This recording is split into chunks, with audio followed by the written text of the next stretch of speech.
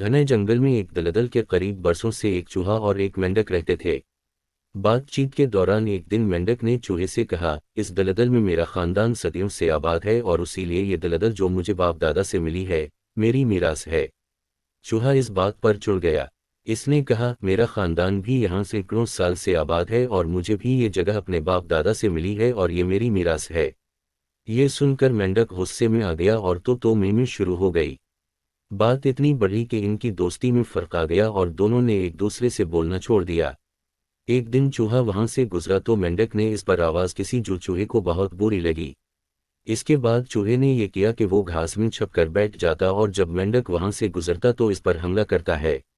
मर्द है तो सामने मैदान में आता कि खलकर मुकाबला हो और तुझे मेरी कुव्वत का पता चले।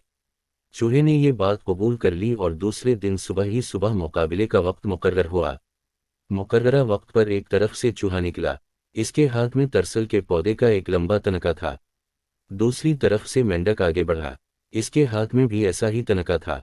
दोनों ने एक दूसरे पर जबरदस्त हमला किया और फिर जरा सी देर में दोनों गुथर-गथा हो गए। अभी ये लड़ाई जारी थी कि दूर हवा में उड़ती हुई एक चील ने देखा कि एक चूहा और एक मेंढक आपस में गथम-गथा हो रहे हैं।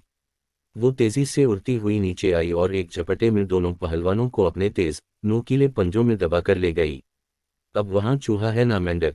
दलदल अब भी मौजूद है।